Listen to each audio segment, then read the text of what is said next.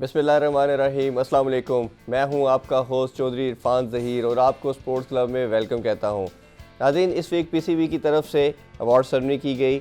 Obviously ये एक बड़ा अच्छा इकदाम था कि उन्होंने जो प्लेयर्स जिन्होंने प्रोमिनेंट परफॉर्मेंस दी डोमेस्टिक के अंदर, इंटरनेशनल सर्किट के अंदर, उनको अवार्ड्स दिए गए। उसमें नुमाया नाम जो है वो कैप्टन बाबर आजम का है, जिनको वाइट बॉल क्रिकेट के अंदर उन्होंने मोस्ट वैल्यूबल प्लेयर डिक्लेयर किया, और मोहम्मद रिजवान को टेस्ट क्रिकेटर के तौर पे अवार्ड दिया गया। इसके अलावा हम ये ज़रूर कहना चाहेंगे कि ऐसे जो तमाम चीज़ें होती हैं, ऐसे इकदाम, चाहे वो गवर्नमेंट लेवल पे हों या पीसीबी के लेवल पे हों, तो ये प्लेयर्स की बेटरमेंट के लिए और उनकी एक्नॉलेजमेंट के लिए बहुत नेसेसिटी है। होपफुली कि इन सिलसिला कार्य आगे ज़रूर चलता रहेगा और ये इम्प्रूवमेंट भी आती रहेगी। नाज़रीन, शो का बाकायदा आगाज़ करते हैं वीकली स्पोर्ट्स राउंडअप से।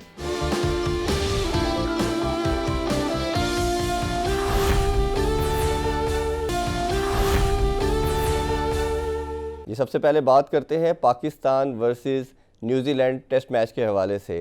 पहला टेस्ट मैच जैसे हम समझाते हैं, न्यूजीलैंड ने अपने नाम किया, पाकिस्तान ने आल्दो की अच्छी फाइट बैक भी की, फवाद आलम ने ज़बरदस्त सेंचुरी स्कोर की, मोहम्मद रिजवान ने हाफ सेंचुरी स्कोर की, बट अनफॉर्चुनेटली लास्ट जो हाफ था, जो तीसरा सेशन था, उसमें रजिस्ट नहीं कर पाए और Pakistani team almost approximately 4 hours पहले ऑल आउट होगी।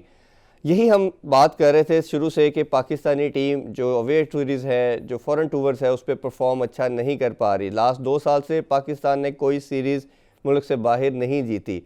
इसमें कई चीज़ों का हमें फुकदान नज़र आया, ऑड परफॉर्मेंस नज़र आई। फ़हीम अशरफ अच्छा खेले सेकेंड इनिंग्स में, जैसे हम जानते हैं फवाद आलम अच्छा खेले। दोनों इनिंग्स के अंदर हमने देखा फ़हीम अशरफ ने और उसने मोहम्मद रिजवान ने अच्छा परफॉर्म किया, बट कंसिस्टेंट परफॉर्मेंस नज़र नहीं आई। और जो मैं सबसे ज़्यादा बात कर रहा हूँ कि हम बॉलिंग में भी परफॉर्म नहीं कर पा रहे, बॉलर्स भी हमारे 20 खिलाड़ियों को आउट नहीं कर पा रहे।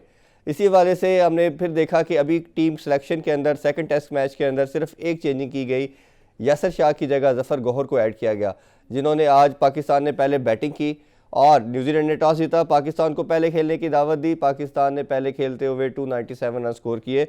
जफ़र गौहर ने भी इसमें अच्छा परफॉर्म किया एंड में आके नुमाया, लेकिन परफॉर्मेंस जो रही अज़हर अली की रही, जिन्होंने 93 रन स्कोर किए।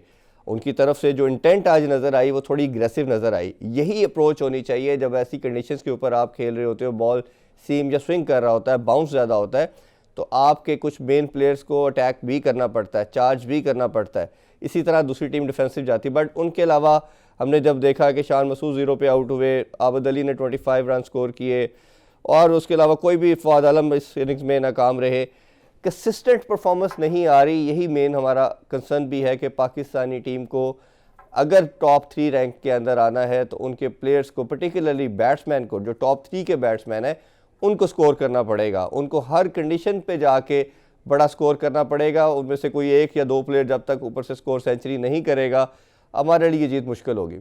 अब कुछ बात करते हैं Australia versus India test series के हवाले से। बॉक्सिंग डे टेस्ट मैच के अंदर इंडिया ने बहुत आउटस्टैंडिंग कम बैक किया और जिस तरह की शिकस्त उनको पहले टेस्ट मैच में हो चुकी थी, उसके बाद इस तरह का फाइट बैक करना, इसे हैट्स ऑफ करना चाहिए इंडिया टीम को। उन्होंने ये टेस्ट मैच 8 विकेट से जीता। पहले खेलते हुए ऑस्ट्रेलियन टीम ने 195 रन स्कोर किए, दूसरी इनिंग में 200 किया। इंडिया ने पहले इनिंग्स के अंदर 326 रन स्कोर किए और जो टारगेट था 70 रन का, वो 2 विकेट के नुकसान पे उन्होंने पूरा किया। इसमें नुमाया परफॉर्मेंस उनके कैप्टन अजिंक्य रहाणे की थी, जिन्होंने सेंचुरी स्कोर की। उसके अलावा उनके बॉलर्स ने भी सब ने बहुत आउटस्टैंडिंग परफॉर्मेंस की। इसमें हमने जैसे लास्ट शो में बात की कि इंडियन टीम के अंदर भी शायद कुछ ग्रुपिंग का सिलसिलाकार चल रहा है। उनके कुछ प्लेयर उसमें विराट कोहली की कैप्टनसी से मुतमईन नहीं है और ये प्रॉब्लम हम काफ़ी अरसे से डिस्कस करते आ रहे हैं कि कुछ का मानना ये है, उनके बोर्ड के अंदर भी कुछ लोग ये कह रहे हैं कि वाइट बॉल क्रिकेट के अंदर रोहित शर्मा को कैप्टन होना चाहिए। और अब ये बात बड़ी ज़्यादा उनके डिस्कशन में आ रही है हेल्म अफेयर्स के अंदर कि टेस्ट के अंदर कैप्टन जो है अजिंक्य रहाणे को होना चाहिए, जिन्होंने पहले भी 2017 में भी एक टेस्ट मैच में कैप्टनसी की और टीम को फतह दिलाई। देखते हैं कि वो आगे टेस्ट मैचेस के अंदर और फ्यूचर में कैसे प्रोसीड करते हैं। जी, अब बात करते हैं South Africa versus Sri Lanka test match के हवाले से। पहला टेस्ट मैच के अंदर साउथ अफ्रीका ने बड़ी आसानी से श्रीलंका को 1 इनिंग्स और 45 रन से शिकस्त दे दी। जैसे हमने अभी बात कर रहे थे कि पाकिस्तान के अलावा दूसरी टीम भी जो है एशियन टीम, वो वे टूर्स के ऊपर अच्छा परफॉर्म नहीं करती। सब कॉन्टिनेंटल कंडीशन जो होती हैं वो तो उनको फेवर करती हैं, जब जैसे ही वो एशियन कंडीशन से बाहर जाते हैं जहाँ बॉल सीम या स्विंग करता है या बाउंस करता है तो वो सफ़र करती है। यही श्रीलंका के साथ हुआ। आज भी दूसरे टेस्ट का आगाज़ हुआ जोहानिसबर्ग के अंदर। श्रीलंकन पूरी टीम 157 के रन के स्कोर के ऊपर ऑल आउट होगी। उनकी इनिंग्स की नुमाया जो परफॉर्मेंस थी वो कुसाल परेरा के 60 रन थे। अब दूसरी साउथ अफ्रीकन टीम की बैटिंग जारी है, देखते हैं कि वो कितना स्कोर करते हैं। अभी टाइम हुआ है शॉर्ट कमर्शियल ब्रेक का। स्टे विद अस।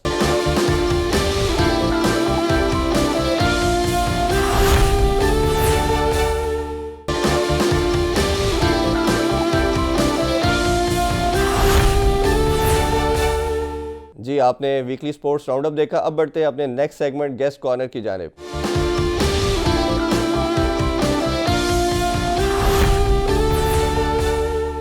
जी, पाकिस्तानी क्रिकेट के अंदर हमेशा बैट्समैन को एक स्पेशल एक्नॉलेजमेंट उनकी हार्ड हिटिंग की वजह से दी जाती रही है।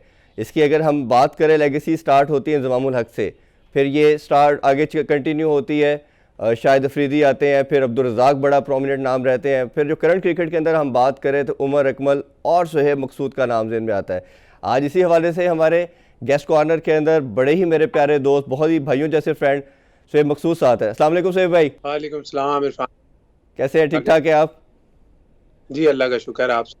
जी अल्हम्दुलिल्लाह। बड़े अरसे से आपसे गुफ्तगू करना चाह रहे थे बट आपका स्केड्यूल वी नो कि काफ़ी बिजी था और लीग भी खेल रहे थे प्रॉब्ली आप यूएसए में।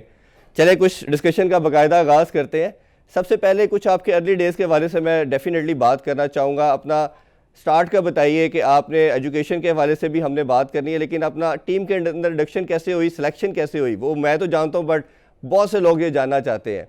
इंडक्शन एक प्रोसेस होता है इरफान भाई, ये आपको पता है। इट्स कोई फ्लूक तो होता नहीं है। आप एज क्रिकेट में आते हो, अंडर 15 अंडर 17 खेलते हो, देन आप ऑब्वियसली आपको डोमेस्टिक क्रिकेट में आना होता है। डोमेस्टिक क्रिकेट में मैं भी आया, मैंने 5 साल कंसिस्टेंटली परफॉर्म किया।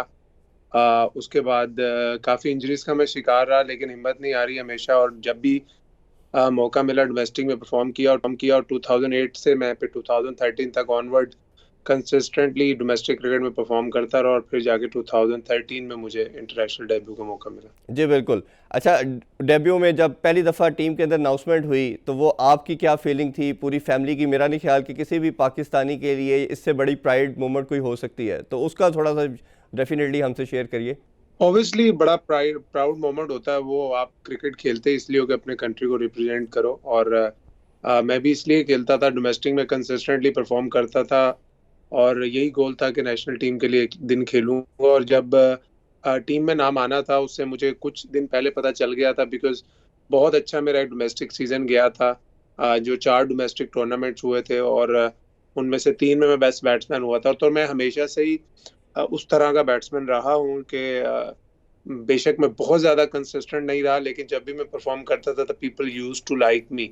तो फिर मुझे ऐसा टाइम पे लगा कि मेरा फिटनेस के इश्यूज थे, वो मुझे कहा गया पीसीबी की तरफ से, they gave me like couple of months. मैंने फिटनेस पे काम किया अपना काफ़ी, और देन मुझे ऑब्वियसली चांस मिला पाकिस्तान की तरफ से खेलने का। अच्छा, मैं कुछ आपकी एजुकेशन के हवाले से बात करना चाहूँगा क्योंकि ये बड़ी इंपॉर्टेंट फैक्टर है कि हमारे जो स्पोर्ट्समैन पर्टिकुलरली सब कॉन्टिनेंट के कल्चर के अंदर या पाकिस्तान के कल्चर के अंदर जो लड़के टीम के साथ खेलना चाहते हैं वो अपनी एजुकेशन से बहुत दूर चले जाते हैं। आप उन कुछ लड़कों में से हो जो माशाल्लाह पढ़े लिखे तो हो, आपने फ़ौरन एजुकेशन हासिल की। अपना एजुकेशन एकेडमिक कैरियर के हवाले से हमें ज़रूर बताइए, और साथ ये भी ज़रूर बताइए कि वो आपकी आगे जब आप इंटरनेशनल टीम के अंदर शामिल हुए, पाकिस्तान टीम के लिए खेले, उसमें कितनी हेल्पफुल हुई? आई थिंक क्रिकेट में शायद एजुकेशन इतनी काम ना आती हो, लेकिन जो आपकी कैरेक्टर बिल्डिंग है उसमें ज़रूर एजुकेशन काम आती है। बिकॉज क्रिकेटर का काम है, उसको क्रिकेट खेलनी आनी चाहिए, लेकिन जो आपकी एक अपनी एक कैरेक्टर एज अ कैरेक्टर, हर क्रिकेटर का, हर स्पोर्ट्समैन का एक कैरेक्टर होता है, उसकी बिल्डिंग के लिए कि वो अपने आप को कैसे मैनेज करता है in hard times and in good times. आपने बहुत से बड़े प्लेयर्स को देखा होगा जिनमें बहुत टैलेंट था, लेकिन वो स्पॉइल हो गया टैलेंट अनक्रिकेटिंग रीजंस की वजह से। तो आई थिंक वहाँ पे जाके एजुकेशन बहुत काम आती है। और मेरा एजुकेशन का जहाँ तक ताल्लुक है, I think I belong to a family के जहाँ पे बहुत ज़्यादा रुझान था एजुकेशन का। मेरा भाई is a software engineer, he lives in Canada, he studied there. मेरी सिस्टर स्टैटिशियन थी, वो भी कनाडा से पढ़ी। छोटी सिस्टर्स वो भी कनाडा में पढ़ती है। माशाल्लाह। एक प्रोफेसर थे, मेरी अम्मी टीचर थी। तो एक फैमिली जो एटमॉस्फेयर था वो एजुकेशनल था, मगर फॉर्चुनेटली मेरे अब्बू ने मुझे हमेशा सपोर्ट किया क्रिकेट में। अम्मी ने स्टार्ट में नहीं किया था, लेकिन ये है कि बाद में उन दोनों ने मिलकर मुझे सपोर्ट किया वो क्रिकेट में। ओबियसली पेरेंट्स का हमारे कल्चर में होता है कि अगर ये क्रिकेट में ना सिलेक्ट हुआ तो बच्चा रोज़गार कैसे कमाएगा। अच्छा, ये मैं पूछना चाह रहा था कि ये जैसे हमारे कैप्टन अभी बाबर आजम है तीनों फॉर्मेट के, जैसे प्लेयर हमारा एम्बेसडर भी होता है, वो कंट्री को रिप्रेजेंट कर रहा होता है, उसने ट्रैवलिंग करनी होती है, उसको हज़ारों लोग फॉलो कर रहे होते हैं। तो do you you don't think so कि अगर कैप्टन बात नहीं कर पा रहा, उसकी जगह पे कोई मीडिया मैनेजर बात कर रहा है, वो चीज़ें अपनी कम्युनिकेट नहीं कर पा रहा, इवन अगर आप फॉरेन कोचेज़ के साथ भी खेले हैं, तो वो एक कितना ज़्यादा वो डिपैकल बन जाएगा प्लेयर के लिए। आई थिंक ये मैंने जैसे पहले कहा ना कि इंग्लिश बोलना ये कोई ज़रूरी नहीं है अच्छा कैप्टन होने के लिए या अच्छा प्लेयर होने के लिए। ऑब्वियसली उसमें कोई बुराई नहीं है, अगर आपको इंग्लिश नहीं आती तो आप आपसे इंग्लिश में क्वेश्चन हो, आप उसको प्रॉपरली उर्दू में उसका हम्म। प्रॉपर आंसर करो। आई थिंक वो भी गलत हो जाता है, कई हमारे प्लेयर्स ऐसे कोशिश करते हैं कि क्वेश्चन उनको अक्सर सही समझ नहीं आता, फिर जी उसका वो इंग्लिश में जवाब देते हैं, तो वो कंट्रोवर्सीज भी बन जाती हैं जी, कई ऐसे दफ़ा। ही है। तो अगर बाबर आजम को मैं देखें, I think he has developed himself very nicely, और लगते हैं जैसे वो एक सही राइट ट्रैक पर है। एज अ प्लेयर तो वो हमेशा ही है, लेकिन एज ए इंडिविजुअल जो अपनी वो कैरेक्टर बिल्डिंग और एक इमेज जो उन्होंने मीडिया में और दुनिया में बनाया, उसकी भी वो भी राइट डायरेक्शन में लगता है। बिल्कुल ठीक। अच्छा सोहेब भाई, मैंने बड़े प्लेयर से बात की, मेरी भी 2 दिन पहले मोहम्मद हफीज़ से बात हो रही थी, वहाब रियाज से बात हुई, सरफराज से बात हुई, मिकी आर्थर से बात हुई। इन सब ने कहा कि यू हैव इमेंस टैलेंट, बहुत कम लड़कों के अंदर इतना अच्छा टैलेंट है जो सोहेब के अंदर है। और जिस तरह की आपने कुछ इनिंग्स खेली भी हैं, इवन अभी हम कुछ बात डोमेस्टिक T20 की भी बात करेंगे, आप फाइनल से पहले नंबर 1 थे, और आपने जिस तरह मुल्तान सुल्तान बहुत नीचे था, आप ऊपर लेके आए और फाइनल तक उस अपनी टीम को लेके आए, बट अनफॉर्चुनेटली फाइनल में आप स्कोर नहीं कर सके। तो आप इसमें क्या समझते हैं कि क्या रीज़न है कि आप कंसिस्टेंट नहीं रहे? आपने खुद भी शुरू में कहा कि इतना ज़्यादा टैलेंट होने के बाद, इतना ज़बरदस्त हार्ड हिटर होने के बाद, टाइमिंग जिस तरह की आपकी है, शायद ही पाकिस्तान में किसी प्लेयर की इतनी, मोहम्मद हफीज़ या आपकी मुझे नज़र आती है कि बहुत आउटस्टैंडिंग टाइमिंग है। तो कंसिस्टेंट ना रहने की क्या रीज़न आप खुद एज ए प्लेयर देखते हैं? आई थिंक डोमेस्टिक क्रिकेट को लिया जाए तो मुझे लगता है मैं कंसिस्टेंट रहूँ हमेशा से, ऑब्वियसली। लेकिन इंटरनेशनल क्रिकेट में इट्स नॉट एन एक्सक्यूज, मगर मैं 26 ओडीआईज खेला हूँ और ओपनर से लेकर नंबर 8 तक हर पोजीशन पे खेला हूँ, तो I think it's very difficult for a player to prove himself in only 26 games, जहाँ पे मेरी बैटिंग एवरेज 32 की है शायद, which is not that bad considering कि मैं इतने डिफरेंट नंबर्स पे खेलता रहा हूँ। मुझे ऐसा लगता है सर कि अगर मैं जिस स्पेस ऑफ टाइम में मैं टीम में आया था, अगर उस वक्त मुझे कंसिस्टेंटली एक ही बैटिंग नंबर पे 3 से 4 सीरीज मिलती तो मैं एक डिफरेंट प्लेयर बन जाता। उसके बाद obviously shot selection was a big issue with me from the start. अभी भी मुझे लगता है मैंने बेहतर किया, लेकिन अभी भी बहुत है, रश ऑफ ब्लड वाली शॉट्स अक्सर खेल जाता हूँ। लेकिन हमेशा कोशिश करता हूँ कि जिस तरह की क्रिकेट खेलनी आती है उस तरह की खेलूँ, चाहे फेलियर्स भी आ रहे हैं तो कोशिश ये करता हूँ कि अपना जो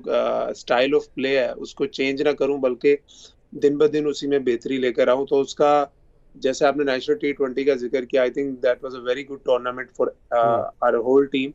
हमने जिस तरह का कैरेक्टर शो किया, we were down and out, और फिर फाइनल तक आना ऑब्वियसली बड़ा डिसअपॉइंटिंग था, फाइनल हारना। लेकिन ये है कि हर दिन इम्प्रूव बंदा करता रहता है। अभी कोशिश है, जैसे अभी 4 डे क्रिकेट मैं नहीं खेला इस दफ़ा ड्यू टू फैमिली रीजंस, लेकिन अभी मैं वनडे टूर्नामेंट में आया हूँ, तो it's a great opportunity for me to perform. अच्छा, मैं इसी हवाले से करना चाह रहा था कि आप माशाल्लाह T20 भी 20 खेल चुके हैं, 26 आपने ODI भी खेले, बट एक चीज़ आप शायद, मेरा ख्याल है कि सारे आप क्रिकेटर्स कहते हैं कि test cricket is the real cricket, और अनफॉर्चुनेटली आपको टेस्ट कैप नहीं मिली। तो अभी हमने देखा कि आपने कैजन ट्रॉफी से भी अपने आप को आपने बताया कि फैमिली रीज़न से विड्रॉ कर दिया। तो क्या आपका आगे, क्या वाइट बॉल क्रिकेट को ही आप परसू करना चाह रहे हैं? इसकी तरफ आपकी टेंडेंसी है कि अभी भी आप समझते हैं कि आप कैजन ट्रॉफी या डोमेस्टिक में परफॉर्म करके टेस्ट क्रिकेट की तरफ आना चाहेंगे? नहीं, बिल्कुल ऐसा नहीं है कि मैंने 4 डे क्रिकेट छोड़ दी है, लेकिन मेरी फैमिली रीजन थी, बिकॉज आप तो जानते हैं कि मेरे ओल्ड पेरेंट्स सर वो अकेले रहते हैं, मेरे सारे सिबलिंग्स जो हैं कनाडा में रहते हैं, तो माँ बाप मेरे अकेले रहते हैं। तो मेरे लिए मुश्किल था कोविड के टाइम पे कि 3 to 4 months इन अ रो, मैं, आपको पता है जैसी कोविड सिचुएशन में जी। लड़के एक बबल में है 4 महीने से। तो जब आपके ओल्ड पेरेंट्स हो, आई थिंक यू हैव ऐसी आपके पास चीज़ें होती हैं जो थोड़ी क्रिकेट से बढ़ के हैं, उनकी लुक आफ्टर करना। तो मेरे लिए, मुझे मुश्किल लग रहा था कि मैं ऐसे नहीं खेल सकूंगा, तो मैंने इसलिए वो डिसीजन लिया, और कोचेज़ ने मैनेजमेंट ने उसकी रिस्पेक्ट की, I am really thankful to them. तो कोई रिग्रेट है शोएब भाई कि आप टेस्ट क्रिकेट नहीं खेल सके अभी तक, या अभी उसकी कोई आस उम्मीद? वही इरफान भाई, आपको मुझे ऐसा लगता है, जब जब मैं नेशनल टीम में, ऑब्वियसली जब मैं आया था तो मैं 4 डे की, वनडे में तो मैंने परफॉर्म किया ही था, मैं जी 4 डे में अभी भी अगर मेरी तीनों फॉर्मेट में आप निकाल लें डोमेस्टिक की परफॉर्मेंस, तो सबसे अच्छी एवरेज मेरी 4 डे ऐसे ही क्रिकेट है, में है। बिल्कुल ऐसे ही है। अभी टाइम हुआ है शॉर्ट कमर्शियल ब्रेक का, stay with us.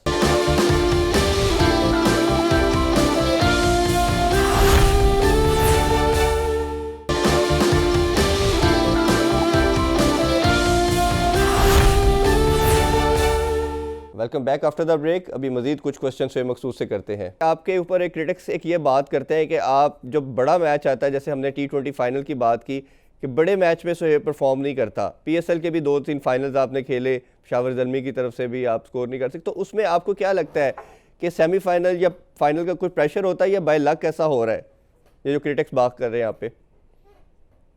Well I think कभी सोचा तो नहीं है फाइनल का, बाय चांस ही नहीं हुआ होगा। वैसे काफी ऐसा हुआ है कि मेरे से फाइनल में परफॉर्म नहीं हुआ। आई थिंक फाइनल तक टीम को लेके आना भी एक बड़ी वो होती है। जी लेकिन अभी मैं करूंगा कि ऐसी चीज सोची नहीं थी कभी, लेकिन अभी जब आपने ये क्वेश्चन किया है तो मेरे दिमाग में आ रहे हैं 3-4 फाइनल जिनमें मुझसे स्कोर नहीं हुआ, तो अब कोशिश करूंगा कि एक्स्ट्रा मोटिवेट होके जाऊं फाइनल के जी, लिए। इंशाल्लाह हम हमेशा इसके लिए दुआगो होते हैं। अच्छा शोएब भाई, आप उन प्लेयर्स में से हैं जिन्होंने पाकिस्तान की तरफ से वर्ल्ड कप के अंदर भी अपनी कंट्री को रिप्रेजेंट किया। आप ODI का 2015 का वर्ल्ड कप भी खेल चुके हैं, उससे पहले आप T20 वर्ल्ड कप भी खेले। तो वैसे तो टीम में खेलना और वर्ल्ड कप के अंदर रिप्रेजेंट करना, उसके हवाले से बताइए कि वो एक्सपीरियंस कैसा रहा, और ख़ासतौर पे जो आप ऑस्ट्रेलिया में लास्ट वर्ल्ड कप खेले थे। वो एक्सपीरियंस ऑब्वियसली अच्छा होता है। वर्ल्ड कप एक बड़ा टूर्नामेंट होता है, उससे बहुत ज्यादा प्रेशर गेम्स होती हैं, आप बहुत कुछ सीखते हो। अगर आप अच्छा परफॉर्म करते हो तो आप एक डिफरेंट बैट्समैन बन जाते हो। जो मेरा हमेशा ही मानना है कि अगर आप बाबर आजम की वो इनिंग्स देखें 2019 वर्ल्ड कप में जो उन्होंने न्यूजीलैंड के खिलाफ खेली थी, उस वो एक टोटली बाबर आजम उस इनिंग्स के बाद जो न्यूजीलैंड के खिलाफ जी उन्होंने खेली, उसके बाद वो टोटली डिफरेंट प्लेयर बना। अच्छा शोएब भाई, कुछ मैं बात करना चाहूँगा डोमेस्टिक क्रिकेट के हवाले से। जैसे 2 साल से अब स्ट्रक्चर चेंज हो गया है और डिपार्टमेंटल क्रिकेट बंद हो गई है, और everybody is talking about it. Particularly लड़कों के हवाले से 500-600 लड़का जॉबलेस हो गया है। अब सारों को कर्टेल करके 192 लड़कों को PCB के एम्बेट के अंदर डाल दिया है। तो अब आप इसको कैसे देखते हैं? ऑब्वियसली आप you are playing with the guys, तो आपको वो क्या, एक उन लड़के जो अभी इस कॉन्ट्रैक्ट के अंदर नहीं आए, वो बेचारे किस तरह इसको ले रहे हैं और उनके लिए क्या प्रॉब्लम्स आ रही है, और आपका पर्सनल ओपिनियन इस हवाले से क्या है कि क्या वो स्ट्रक्चर ठीक था, या जो अभी PM साहब का न्यू विजन है रीजनल क्रिकेट के हवाले से, ये बेहतर है?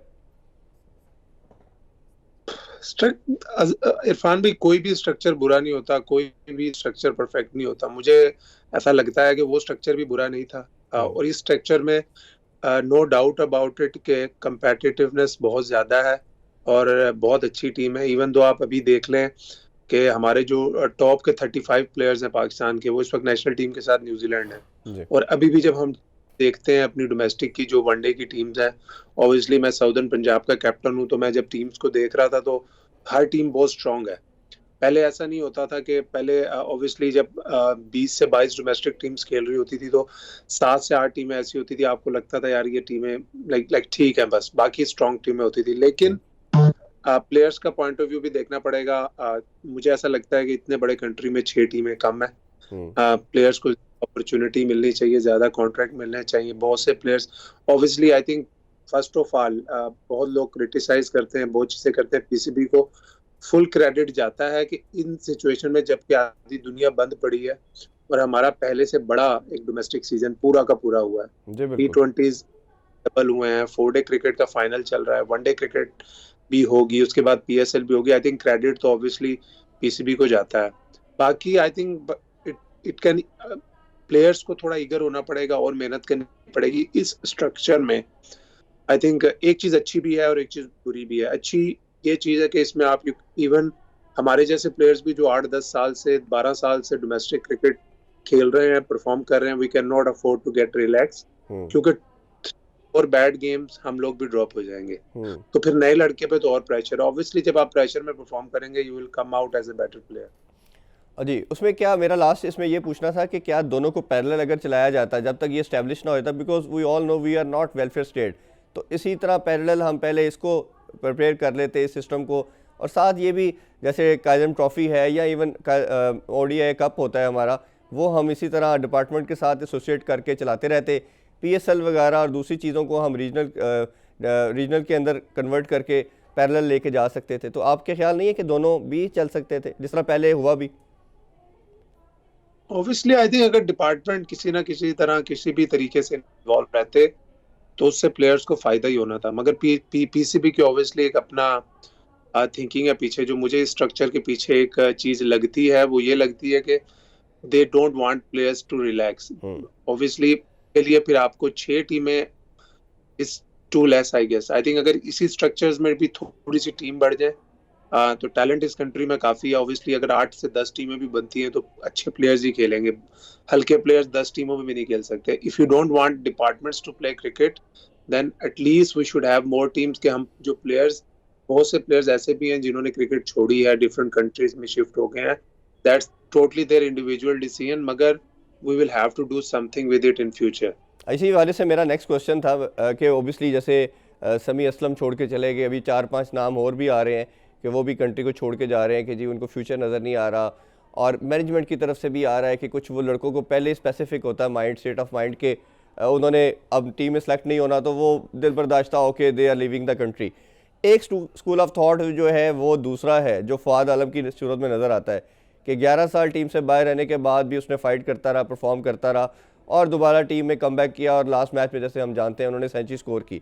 तो आप खुद इसमें से किस स्कूल ऑफ थॉट को फॉलो करना चाहते हैं? आप खुद क्या समझते हैं क्या ज़्यादा बेहतर अप्रोच होनी चाहिए लड़कों के लिए?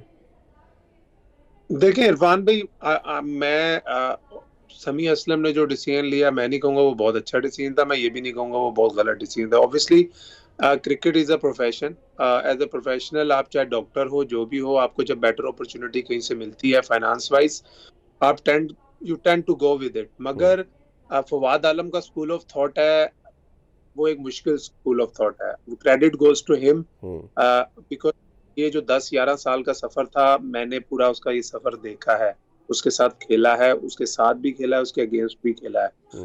Every person is not that strong और इतना सब्र किसी में नहीं होता। Obviously I think Fawad Alam because उन्होंने काफी ज्यादा इंटरनेशनल क्रिकेट भी उससे पहले खेल चुके थे, वो वर्ल्ड कप की टीम का हिस्सा रहे, जो टीम रनर अप हुई, जो टीम जीती। ऑब्वियसली आई थिंक वो फाइनेंशियली थोड़ा स्टेबल होंगे, तो जो प्लेयर थोड़े फाइनेंशियली स्टेबल होते हैं वो ये डिसीजन लॉन्गर पीरियड पे कैरी कर सकते हैं। वो प्लेयर जो फाइनेंशियली स्ट्रांग नहीं होंगे वो जल्दी में डिसीजन लेंगे, वेदर वो अब डिसीजन ठीक होते हैं या गलत होते हैं। ये एक मुश्किल डिसीजन है और ये एक इंडिविजुअल का डिसीजन है, हमें रिस्पेक्ट करनी चाहिए। बिल्कुल ठीक। अभी टाइम हुआ है शॉर्ट कमर्शियल ब्रेक का, stay with us.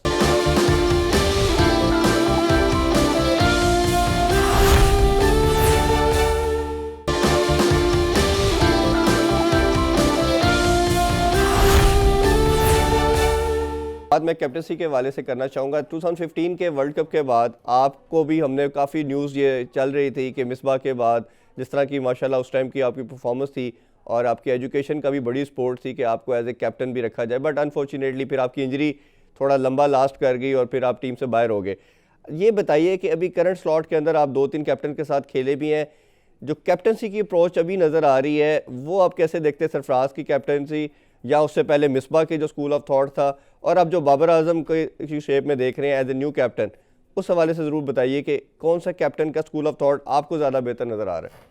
Well I think मैं तो मिसबा भाई की कैप्टनसी में ही खेला हूँ ज़्यादा क्रिकेट, तो मुझे तो बहुत अच्छे कैप्टन लगते थे वो हमेशा से। लाइक वो मेरी लाइफ में, इवन मैं इंटरनेशनल क्रिकेट खेला हूँ, मेरी लाइफ में वो शायद वो ऐसे कैप्टन थे कि जिनके अंदर कभी मुझे प्रेशर फील नहीं हुआ। और आई थिंक मौजूदा जो लॉट है उसमें ऑब्वियसली बाबर आजम के साथ मैं नहीं खेला हूँ, सरफराज के साथ मैं कुछ खेला हूँ। he's a good captain but he's a different captain to what Misbah भाई was। मुझे इमाद वसीम बहुत अच्छे कैप्टन लगते हैं, मुझे लगता है कि उनमें भी कैप्टनसी की बहुत सलाहियत मौजूद है। अच्छा, तो उसमें कुछ हम डोमेस्टिक के हवाले से बात कर रहे थे। आप ये जैसे नेशनल T20 का जो स्टैंडर्ड नज़र आया वो बहुत आउटस्टैंडिंग नज़र आया। इवन कुछ लोगों का तो ये भी मानना था कि PSL और उसका जो डिफरेंशिएट किया जाए तो है नहीं था as such. The only difference was that के उधर फॉरेन प्लेयर थे और इस डोमेस्टिक T20 कप के अंदर नहीं थे। इन दोनों को कैसे देखते हैं? ये प्लेयर ग्रूमिंग के लिए कितने ज़बरदस्त टूर्नामेंट है और अभी ODI कप भी होने जा रहा है, तो उस हवाले से भी बताइए कि वो कितनी कंपेटिटिव हो रही क्रिकेट। ऑब्वियसली इरफान भाई, ये मेरी मेरी लाइफ का 8वां या 9वां शायद नेशनल T20 था जो मैंने खेला, और मेरे ख्याल में by far it was the most competitive tournament I have played. और बहुत बिल्कुल मिनी PSL लग रही थी। आप बस हर टीम को अगर दो दो भी आप ओवरसीज प्लेयर दे देते तो ऐसा लगता PSL हो रहा है। और सबसे अच्छी जो चीज थी, चूंकि बहुत गैप के बाद लड़के क्रिकेट खेल रहे थे, एवरीवन वाज टू ईगर, बहुत ईगर थे, क्रिकेट की भूख थी, और वो चीज ग्राउंड्स में नजर आ रही थी। और हमें स्पेशली फॉर अस, जिस तरह से हम लोग बॉटम से उठ के एकदम टॉप पे आए थे और हमारे लिए टूर्नामेंट गया, it would have been ideal for us to win the tournament. अब वो सारी टीमों में वो भूख नजर आ रही थी, बिकॉज 3-4 महीने की ब्रेक के बाद सारे क्रिकेट खेलने आए थे और सारे बड़े एक्साइटेड थे। When you are excited, you are willing to play, तो फिर वो बेस्ट आप में से निकलता है। बिल्कुल। अच्छा ये बताइए, आपने बड़े बॉलर्स को हिटिंग की, कौन सा ऐसा बॉलर आपको लगा कि यार इसको हिटिंग करना बड़ा मुश्किल है, इंटरनेशनल स्टैंडर्ड के हवाले से मैं बात करना चाहूँगा, और आपको लगा कि यार इसके खिलाफ हिटिंग करना तो इम्पॉसिबल ही रादर बन जाता है, तो कैसा है नाम, ऐसा माइंड में आता हो आपके? बिल्कुल, ये क्वेश्चन मेरे से काफी जगहों पे हो चुका है और मैं हमेशा एक ही आंसर देता हूँ। जितने बॉलर्स मैंने आज तक लाइफ में खेले हैं, उनमें मुझे एक ही बॉलर ऐसा लगा कि जिसको मुझे लगा कि नहीं भैया, मेरे बस की बात नहीं है इसको मारना, वो सुनील नारायण थे। अच्छा, उसको हिटिंग करना सबसे जी, मुश्किल था। नॉर्मली तो फास्ट बॉलर को एसोसिएट किया जाता है कि जी उसको हिटिंग करना मुश्किल होता है। फास्ट बॉलर मैं ऑब्वियसली सारे दुनिया के तेज तरीन थे मैं खेला हूँ, लेकिन आई कैन नॉट से कि मुझे ऐसा लग रहा था कि यार ये मुझे आउट कर देगा, ये मुझे ये हो जाएगा। नारायण को मैं जितनी दफा भी खेला हूँ तो वो थ्रेट, चाहे PSL में भी खेलता था, चाहे वर्ल्ड कप में भी खेला हूँ, T20 में भी खेला हूँ, तो वो थ्रेट मेरे दिमाग में रहता था और वो मुझे मुश्किल बॉलर लगते थे। अच्छा, थोड़ा सा हम लास्टली बात करना चाहेंगे कोचिंग के हवाले से। आपने 2-3 कोचेस के अंडर भी खेला, वकार यूनुस पहले कोच थे, फिर अभी बाद में मिकी आर्थर आ गए, अब दोबारा मिसबाह आ गए, तो आप ये कोचिंग को कैसे देखते हैं?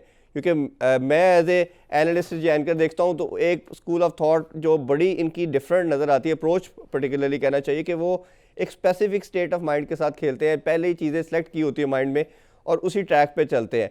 आप एज ए प्लेयर इसको कैसे देखते हैं कि क्या चीज़ें आपको बेटरमेंट की तरफ इनकी अप्रोच नज़र आ रही हैं, या उसी तरह वो प्रीवियस जो यूएई कंडीशन वाला स्टेट ऑफ माइंड था वही नज़र आ रहा है? मैं देखें, मैं जब वकार भाई के अंडर काफी क्रिकेट खेला हूँ इरफान भाई, और मैं नहीं बोलूंगा कि उनका जो स्कूल ऑफ थॉट है वो इस तरह का डिफेंसिव है, बिकॉज जो मैं आखिरी 3-4 सीरीज उनके अंडर खेला था, ही ऑलवेज यूज्ड टू से कि जाओ मारो, आउट हो जाते हो, I will still back you up. Pakistan में ये बहुत प्रॉब्लम है, पीपल विल कम, वो कहेंगे मैं आपको बैक करूंगा, मगर आप अगर नहीं परफॉर्म करोगे आप ड्रॉप हो जाओगे। तो अगर हम अपना कल्चर चेंज करना चाहते हैं, कि हम अपनी क्रिकेट को उस तरफ लेके जाना चाहते हैं जहाँ पे हम भी उस तरह की टीम बन सकें कि हम भी 330, 340, 350 रन करना चाहते हैं, जो मोस्ट इंपॉर्टेंट चीज है, you will have to find those players जो हिटर ना हो। सिर्फ hitter is not the word, जो अच्छे स्ट्राइक रेट से खेल सकते हो। Babar Azam is not a hard hitter of the ball and is the number 1 T20 player. वो सबसे बड़ी प्राइम एग्जांपल है आपके सामने। ऑब्वियसली आपके पास, आपको एक दो प्लेयर ऐसे चाहिए होते हैं डाउन द ऑर्डर जो hard hitter of the ball हो, लेकिन जो आपके, अब इंडिया की आप टीम उठा के अगर ऊपर से देखते हैं तो उनमें हार्ड हिटर आपको क्या लगता है? कोई हार्ड हिटर थोड़ी है। They all are good quality players, चाहे वो आप रोहित शर्मा लें, चाहे आप शेखर धवन लें, चाहे आप विराट कोहली लें, चाहे आप और कौन आता है उनका, KL राहुल लें, या ये राहुल ने। सारे कोई थोड़ी है हार्ड हिटर। तो उनके पास एक नीचे उनके पास भी वो जो उनके हार्दिक पांड्या है वो है। हम्म। बाकी वो इस तरह के बाबर आजम टाइप के, ऑब्वियसली एक दो प्लेयर्स और अगर नेशनल टीम में इस तरह का परफॉर्मेंस देंगे, फिर आप, आपके पास अगर प्लेयर्स ही नहीं है उस तरह के, तो फिर आप कैसे ब्रांड ऑफ क्रिकेट चेंज कर सकते हैं? आपको अपने ब्रांड में रहकर ही उसमें स्लाइटली बेहतरी लानी पड़ेगी। अगर इंग्लैंड उस ब्रांड ऑफ क्रिकेट को खेलता है तो उनके पास रिसोर्सेज भी हैं, उनके पास जैसन रॉय है, उनके पास डेविड मलान है, उनके हम्म। पास बेस्ट्रो है, उनके पास एन मॉर्गन है, उनके पास बेन स्टोक्स है, उनके पास रिसोर्सेज भी तो है ना। जी जी जी। आपके पास रिसोर्सेज चाहते हैं स्कोर 400 करें तो वो नहीं हो सकता। आपको अपने ही रिसोर्सेज में रहकर स्लाइटली स्लाइटली बेहतरी लानी पड़ेगी। बिल्कुल। अच्छा शोएब भाई, ये बताइए, आपको एसोसिएट किया जाता था इंजमामुल हक से, शायद पेशावर की वजह से, उसमें मुल्तान की वजह से भी आपको टैगिंग किया जाता था, प्लस आपकी हाइट और खेलने का जो स्टाइल भी था। तो आपका वैसे ऑल टाइम फेवरेट कौन सा बैट्समैन रहा? इंजी भाई हमेशा से मेरे फेवरेट प्लेयर थे। मैं नहीं कहूंगा कि मेरे ऑल टाइम फेवरेट थे, लेकिन मेरे फेवरेट प्लेयरों में से हमेशा ही थे, बिकॉज बचपन में जब we were growing up as a kid, तो वो एक बड़े सुपरस्टार थे, और जिस क्लब में मैं खेलता था उसी क्लब में वो इन हिज प्लेइंग डेज, जब मैं बच्चा था, बॉल पिकर टाइप था, तो उस टाइम वो वहाँ प्रैक्टिस करने आते थे, तो पूरा शहर उन लुक अप करता था उनको, पूरा शहर। लाइक उस तरह का स्टारडम मैंने अपनी लाइफ में नहीं देखा।